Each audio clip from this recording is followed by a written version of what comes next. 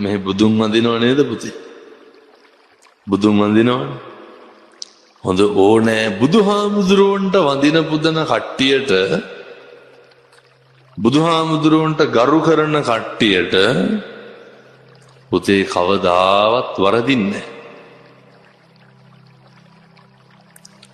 බුද්ධ වන්දනාව හොඳට කරන කට්ටියට හොඳට ඉගෙන ගන්න පුළුවන්. හොඳට ඉගෙන ගන්න පුළුවන්, අනාගතයේ හොඳට දීප්තිමත් වෙනවා. ඒ හින්දා හොඳට බුද්ධ වන්දනාව කරන්න. ඔය නුවර තියෙනවා පුතේ දළදා මාලිගාව. අහලා තියෙනවා? දළදා වහන්සේ වැඩේ.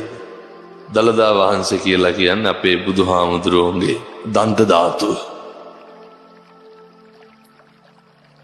මිනිස්සු ලෝකයක් වැඳුම් බෙදුම් කර දළදා පෙරහැර අහලා තියෙනවා.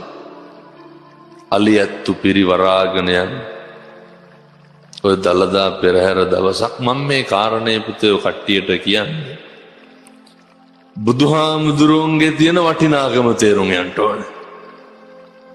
බුදුහාමුදුරුවෝ රකින්න කට්ටියට කවදාවත් වරදින්නේ නැහැ. දළදා මාලිගාවේ ඇතෙක් හිටිය රාජා ඇතා කියන. අර දැකලා තියෙනවද පුතේ ඇතා පිටේ කරඬුව බැඳගෙන යනවා. ඔය රාජා ඇතා දවසක් පෙරහැර යනකොට එක පාරම පුතේ මේ උස්සපු කකුලක් බිමින් තියන්න නැතුව ඉන්නවා. උස්සපු කකුල බිමින් තියන්න නැතුව ඉන්නවා. අර ඇත්තු බලාගන්න දැකලා තියෙනවද? අර හෙන්ඩුවක් අරගෙන දිග පොල්ලක් වගේ. ඕකෙන් තමයි අර ඇතාට ඇනලා මෙල්ල කරන්නේ. ඇතා කකුල බිමින් තියන්නේ නැති හින්දා අර හෙන්ඩුවෙන් අනිනෝ. ලේනකන් අයිනෝ. එන්නට ඇතා කකුල බිමින් තියනවා? තියන්නේ නැහැ. දළදා වහන්සේගේ ගිහි බාරකාරයා තමයි පුතේ දියවඩන නිලමෙතුමා. මොකක්ද යාට කියන්නේ? දියවඩන නිලමේ. දියවඩන නිලමෙතුමා ඇවිල්ලා බලනවා.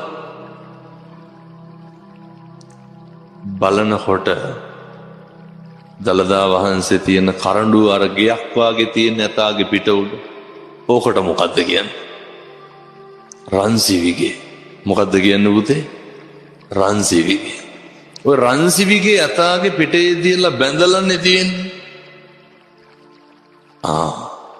බලනකොට රන්සිවිගේ බැඳලා තිබ්බ ලණුවක් බුරුල් වෙලා. ඇතා උස්සපු කකුල බිමින් තිබ්බනම් මොකද වෙන්නේ? රන්සිවිගේ පල්ලහැට කඩාගෙන වැටෙනවා. දැන් මේ තිරිසන් සතා මේ ඇතා කකුල බිමින් තිබ්බේ නැත්තේ. බුදුහාමුදුරුවන්ගේ දන්ත ධාතුන් වහන්සේ වැඩ ඉන්න රන්සිවිගේ කඩාගෙන වැටේ කියලා. හෙන්ඩුවෙන් අනිනකොට මේ ඇතාට තිබ්බේ නැද්ද පුතේ කකුල බිමින් තියන්න? තිබ්බා. ඇයි තිබ්බේ නැත්තේ? බුදුහාමුදුරුවන්ට ගරු කරා. දිවි හිමියෙන් බුදුහාමුදුරුවන්ට ගරු කරා. දැන් අපේ දරුවෝ මොකද කරන්න ඕනේ? බුදුහාමුදුරුවන්ට ගරු කරන්න ඕනේ. හොඳට බුදුන් වඳින්න ඕනේ. දඟලන්න හොඳයිද?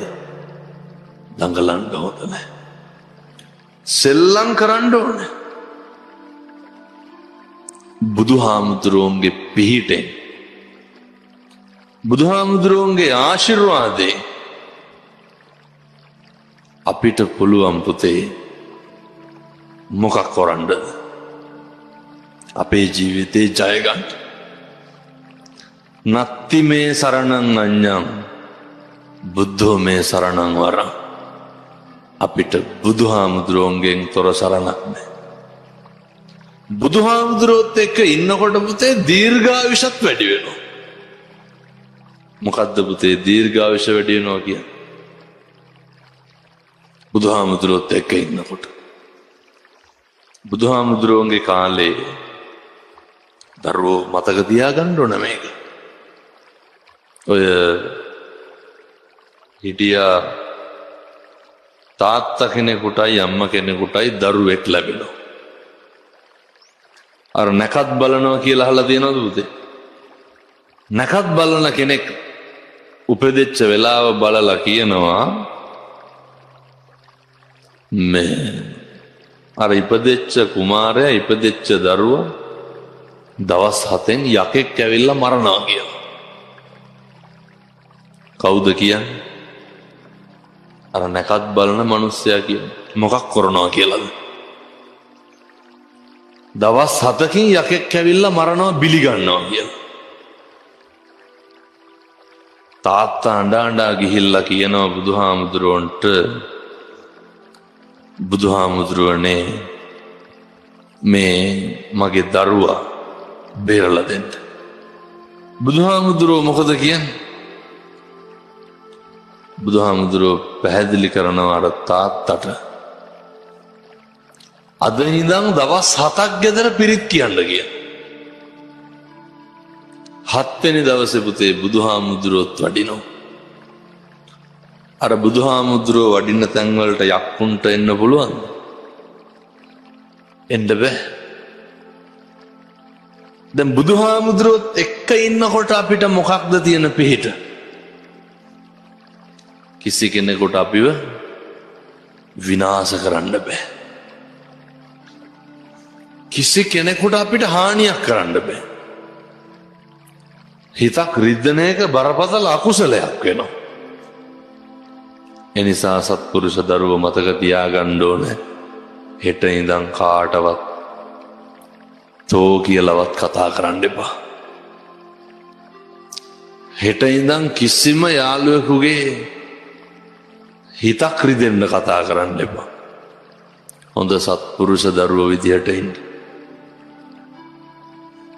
අනෙක් යාළුවෝ ගැන හරි කරුණාවෙන් ඉන්න. අනෙක් යාළුවෝ ගැන හොඳ මෛත්‍රී සාගත සිතුවිල්ලෙන් ඉන්න.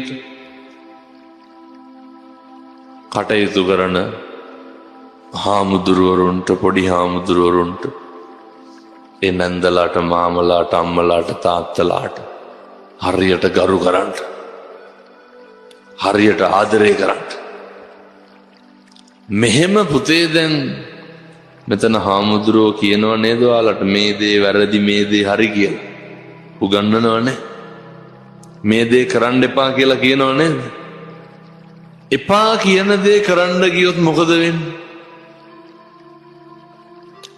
අර අහලා තියෙනවද පුතේ ගෙම්බිටයි මීයටයි වෙච්ච දේ? මීයාගේ ගෑනු සතාට මොකක් කියලාද කියන්නේ? ගෙම්බගේ ගෑනු සතා කවුද? ගෙම්බි. ඔය කැලේක ඉන්නවා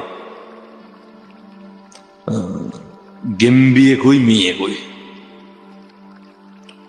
ගෙම්බි මීයයි කාලයක් ඉන්නකොට ගෙම්බි මීයගේ ප්‍රේම සම්බන්ධයක් පටන් දෙන්න යාළු වෙනවා. කවුරුද යාළු වෙන්නේ? ගෙම්බි මීයයි. දැන් මේ කසාද ගැලපෙනවද? ගෙම්බි බඳින්න ඕන ගෙම්බෙක් නෙමෙයිද? ගෙම්බි. දැන් පුතේ අර ගෙම්බිට සැකයි මීයා ගෙම්බිව දාලයිද කියලා. ගෙම්බි මොකද කරේ? වැල් පොටක් අරගෙන, වැල් දැකලා තියෙනවනේ, වැලක් අරගෙන එක කෙලවරක් බැඳ ගෙම්බිගේ කකුලේ. අනිත් කෙලවර කොහෙද බැඳේ? මීයාගේ කකුලේ. දැන් යන තැනටම දෙන්න එකටම නෙමෙයිද යන්න ඕනේ? ඇයි එකටම යන්නේ? බැඳලානේ තියෙන්නේ. කැලේ ඇතුලේ යනකොට දවසක් ඔය දැන් පුතේ ගෙම්බෝ ඉන්නේ වතුරේද ඉන්නේ ගොඩද ඉන්නේ? ගෙම්බෝ ඉන්නේ වතුරේ. මීයෝ කොහෙද ඉන්නේ? මීයෝ ඉන්නේ ගොඩ. ගෙම්බිට ඇහෙනවා පුතේ කැලේ ඇතුලේ යනකොට වතුර පෙරිච්ච පොකුණක ගෙම්බෝ කෑ ගහන සද්දයක් ඇහෙනවා. ඊට පස්සේ ගෙම්බි මොකද කරේ? දැන් ගෙම්බිට අමතක වුණා එකපාරම මීයා අර කකුලේ බැඳගෙන ඉන්නවා කියලා. ගෙම්බි මීයාත් ඇදගෙන කොහාටද පැන්නේ? පැන්න වතුරට. කාලෙකින්නේ වතුර දැක්කේ. ඊට පස්සේ ගෙම්බි ඇති හැටි වතුරේ පේනවා. ගෙම්බි මීයා මැරෙනකම්ම මොකද කරුවේ? වතුරේ පේනවා. දැන් මීයා මැරිලා අර සත්තු මැරුණාම පුතේ උඩ පාවෙනවා. උඩ පාවෙන්න ගත්තා. දැන් ගෙම්බිට බොහොම දුකයි. උඩින් ගියා උකුස්සෙක්. උකුස්සා මොකද කරේ? මොකක් කරන්නද? අර මැරිච්ච මීයා උකුස්සෝ මස්නේ කන්නේ. උකුස්සා ඇවිල්ලා අර මැරිච්ච මීයා අල්ලගෙන ගියා. මීයත් එක්ක කවුද උඩට ගියේ? ඒ කොහොමද උඩට ගියේ? කකුල ගැට ගහලානේ තිබ්බේ. ගෙම්බි ගෙම්බෙක් බැන්දනම් ඔය විනාශ වෙනවද? මීයාට හරියන කසාදයක් කරගත්තා නම් මොකද වෙන්නේ? අදට ජීවත් වෙනවා. මේ ලෝකේ තියෙනව නේද පුතේ අර නොකල යුතු දේවල් කියලා? කරන්න එපා කියන දේවල් කරනකොට මොකද්ද වෙන්නේ? හරියනවද වරදිනවද? එහෙනම් මේ දරුවෝ හෙට ඉඳන් මොකද කරන්න ඕනේ? එපා කියන දේවල් නොකර ඉන්න ඕනේ. මේ දරුවෝ හෙට ඉඳන් හාමුදුරුවෝ කියන එක අපි බලාගන්න උදවිය කියන එක අහන්න ඕනේ. බෝසත් ගුණ තියෙන්න ඕනේ. මැස්සෙක් මදුරුවෙක් වතුර එක්කට වැටිලා හිටියොත් මොකද කරන්න ඕන? උඩට අරගෙන මුදා හරින්න ඕනේ. කුඹියෙක්වත් මරන්න හොඳයිද? පින්වත් දරුවනේ මතක තියාගන්න. මදුරුවෙක්වත් මරන්න එපා. යාළුවෙකුගේ හිතක් රිද්දන්න හොඳයිද? හිතක් රිද්දන්න එපා. යාළුවන්ට කවටකම් කරන්න හොඳයිද? කවටකම් කරන්න එපා. බෝසත් දරුවෝ විදියට ඉන්න ඕන. දැන් පුතේ මෙහෙම දේශනා කරන්න හේතුවක් තියෙනවා. මොකද්ද? මම අර මුලින් මතක් කරපු විදිහට අපිට හොඳට යන්න එන්න ඇවිදින්න කතා බහ කරන්න පුළුවන්. ඔය අපේ රටේ තියෙනවා පුතේ ඔය අබ්බගාත නිවාස කියලා. මම දැන් අවුරුදු 3කට විතර කලින් ඔය එකට ගොඩ වුණා. එක මාම කෙනෙක් හිටිය අවුරුදු 35ක් විතර ඇති. ඒ අවුරුදු 35ටම පුතේ වතුර එකක් අතින් අරන් බීලා තිබ්බේ නැහැ. පැහැදිලිද? ඒ අවුරුදු 35ටම දැන් මේ දරුවන්ට පුළුවන් නේද බත් එක අතින් අනාගෙන කන්න? අර මාවට බත් එක අතින් අනාගෙන කන්න බෑ. මොකද ඒ බැරි? අත් දෙකයි කකුල් දෙකයි කට ගාවට වකුටු වෙලා. කොච්චර පව් කරලා ඇද්ද? කොච්චර අකුසල් කරලා ඇද්ද සංසාරේ? සත්තුන්ට ගහලා සත්තුන්ගේ අතපය කඩලා හිරිහැර කරලා අනුන්ට දුක් දීපුවාම මේ සංසාරේ මොකද වෙන්නේ? දුක් විඳින්න වෙනවා. මේ සංසාරේ අතපය නැතුව උපදිනවා. දැන් මේවා දිහා බලලා මේ පින්නත් දරුවෝ මොකද කරන්න ඕනේ? හොඳ වාග්යවන්ත ජීවිතයක් ගෙවන්න ඕනේ. කොහොමද ඔය ජීවිතෙන් ඊළඟට මම පැහැදිලි කරන්නේ? මේ වැඩක් ගන්නෙ කොහොමද? ඔය මේ දරුවෝ අහලා තියෙනවද? ජපානයේ කියලා රටක් තියෙනවා. අහලා තියෙනවද? ඔය රටේ ඉන්නවා එක පුතෙක්. මේ ලංකාවේ දැන් අවුරුදු 15කට විතර කලින් ඔය උසස් පෙළ විභාගය ලියන්නේ. ඒ පුතාගේ තාත්තා LTT එකේ මැරුවා. LTT එක කියන්නේ ලංකාවේ කාලයක් තිබ්බ කොටි ත්‍රස්තවාදය. මැරුවා. මේ පුතා තනි වුණා. තනි වුණාට පස්සේ මේ බොහෝම අමාරුවෙන් ඉගෙනගෙන උසස් පෙළ විභාගෙ ලියලා විශ්වවිද්‍යාලයට තේරුණා. විශ්වවිද්‍යාලේ ඉන්නකොට පුතේ ද මෙතන ඉන්න දරුවෝ විශ්වවිද්‍යාලය යන්න කැමති නැද්ද ඉගෙනගෙන? ඉගෙනගෙන ලොකු තැනකට රටේ යන්න අපිට කියලා හොඳ වාහනයක් ගන්න අපිට කියලා හොඳ ගෙයක් දොරක් හදාගන්න කැමති නේ? ඒ කැමති නම් අපි මොකද කරන්න ඕන? හොඳට මොකද කරන්න ඕන? ඉගෙන ගන්න ඕන. කොතෙන්ට යනකම් ඉගෙන ගන්න ඕන? දැන් ඔය යන පන්තියෙන් පන්තිය අද ගුරුවරයෙක් මොකක් හරි උගන්වපුවාම ඒක හොඳට මතක තියාගන්න ඕන. ඒක උවමනාවෙන් කරන්න ඕන. මොකද අර දරුවා විශ්වවිද්‍යාලෙ ගිහිල්ලා අන්තිම අවුරුද්ද පුතේ ඔය ජපානයේ කියන රටෙන් ඇවිල්ලා ඒ දරුවෝ ඉන්ටර්වයුව කරනවා. ජපානයේ රැකියාවට යන. පුතාලා අහලා තියෙනවද අයියලා අක්කලා පිටරට රැකියාවලට යන? පිටරට රස්සාවකට යන්න කැමති නැද්ද? යන්න නම් මොකද කරන්න ඕන? හොඳට ඉගෙන ගන්න ඕන. ඒ ගියාට පස්සේ පුතේ මාසේ පඩිය ගියේද? ලක්ෂ 18යි. ඒ තරුණයාට අම්මා හිටියෙත් නැහැ, තාත්තා හිටියෙත් නැහැ. හොඳට ඉගෙන ගත්තා. මේ දරුවෝ හරි භාග්‍යවන්තයි පින්වන්තයි කියලා පැහැදිලි කරේ අපිට කිසිම අඩුපාඩුවක් නැහැ. අපිට මෙතන ඉඳන් මොකද්ද පුතේ කරන්න තියෙන එකම වැඩේ? ඉගෙන ගන්න එක විතරයි.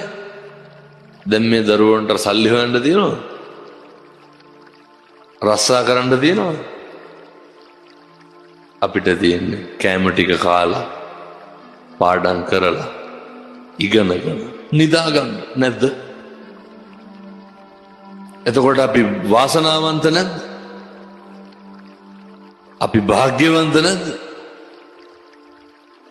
මේ වාසනාවෙන් භාග්‍යවන්තකමෙන් හොඳට වැඩක් ගන්න ඕන. තව අවුරුදු 10ක් 15ක් යනකොට මේ දරුවෝ මේ ලෝකෙ හොල්ලන්න පුළුවන් විශිෂ්ට පුද්ගලයෝ බවට පත් වෙන්න ඕන.